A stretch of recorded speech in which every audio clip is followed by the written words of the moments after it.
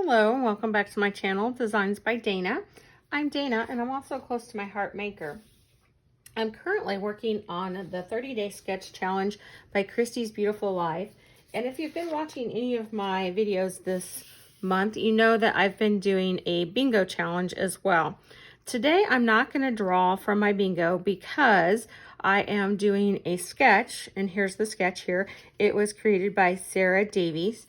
I'm doing a sketch that is going to be a complimentary page to a previous sketch that I did. This is the sketch I did earlier this month. I think it was day 2 or 3. So I did this one, and I decided that this sketch would be a nice complimentary page to this one. So I'm not going to draw a bingo, which is fine because in the bingo card there are, I think, a total of 25 spots, so 24 if you subtract the free space. So that gives me a few days to have some creative liberties with that. And I thought that this would be a good one to make my companion page for this one, because this is going to be in an album that will have double page layouts. So let me bring in my photos and show you what I'm working with. And I've done several videos on these hearts. These are hearts that Kansas City did a parade of hearts last year, and they're doing it again this year. These are like 5-foot hearts. They've had local artists create, and then they've put them across the city and surrounding areas so that residents and visitors could go heart hunting. And last year, a friend of mine came into town and we did just that. We spent a couple of days going heart hunting across the city, and it's a great way to have some fun, take some pictures, do photo ops, and also see our beautiful city. So we did it again this year as well, and I'm still in the process of visiting all of the hearts from this year, but I'm scrapbooking last year's photos. So these photos were taken at our downtown library, hence all of the books here. And then the back of the heart has these cute little, I don't know what the plural is for fox, so I'm just going to say fox. And they're sitting on this little stack of books here. So I'm going to try to incorporate that in with my books. So let me get this out of the way, and I will pull in my papers. And of course, I'm going to pull in the same papers that I used on my original page and work off of that same theme. So we'll get those pulled in and we'll get started. Okay, I got my papers pre-cut, and I'm using the same paper suite that I did on my previous layout. This is the Moonlight papers. And I've got my base sheet here. This is mink cardstock, and I'm going to do the same technique I did previously where I embossed the lines on the cardstock, and I'm going to ink that up. I'm not showing the embossing technique here again, but I will put a link to my previous video on how I did that. And you can go back and look at that if you want to know how I did the actual embossing. And then I just inked that up so the embossed lines will show the ink. And I really like that look because it kind of mimics the concrete look in the photos. So with these strips of paper, I'm bringing in, this first piece is 1 by 7.5, and then that piece of capri blue is 1/2 inch by 8. And my photos are 3 by 4, so these photo mats are 3 1/4 by 4 1/4. So as I dry fit that out, you can see that I'm pulling in different elements from my previous page. And I've got these books that are kind of like stacked up on a bookshelf. And just to save my work, I'm going to cut that in half so that I can have a piece of it stick out from each side of those photos. And I have this little scallop piece that I cut, and it doesn't go quite as long as I wanted it to go. So I just cut 2 of those, and I'm going to glue that together. And I'm showing you there that I cut that from the Scallop Borders Thin Cuts. It's retired, but the item number is Z3348.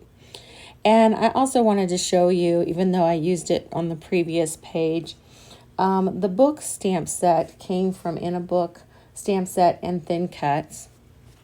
And I also found this cute little fox stamp that I'm using as an embellishment from Floating By Stamp Set and Thin Cuts. So I'm going to finish out laying everything down here, and I'm basically just kind of emulating the same patterns down here in the lower right as I did up above, and I'm putting that down. So with these little scraps, I wanted to show you how I did my tags, and I just cut off a little corner, and I take that corner and put it on the other side and use that as a guide to cut that corner off, and that way my tag is evenly cut and I don't need to necessarily pull out a die cut, and I can make my tag kind of a custom tag to fit any size of project that I'm working on. And since I've cut that, I'm going to bring in my ink and re-ink just those little sections, because as I typically do, I've got all my papers inked on this project, and wanting to be consistent with the other side of the layout, in this case the other page I've done previously. So I'm going to put my photos on here, and I think that pretty much covers most of the dry fit. I've got this little extra piece I'm going to play around with. In the end, I'm going to end up putting it between the two photos, so it looks like that piece goes all the way across the layout. So here I'm just going to pop up a couple pieces. You know me, I like to have my things dimensional. So I'm going to pop up that fox. I'm going to pop up my nice little title here. That just gives the description, the name of the heart, the artist, and where it was located. And then these books down here at the bottom. And then for final touches, I'm going to bring in my liquid pearls like I did on the other page. And I don't want to leave my tags naked, I'm going to say, and use these as an embellishment for the tag, and then a couple spots here and there to embellish the layout, as I would maybe a enamel dot or something like that, and similar to what I did on the other page as well to make it cohesive. So I'm going to put a couple of those around, and that's really going to do it for this page. Okay, we have our completed layout here. I'm going to bring in the sketch.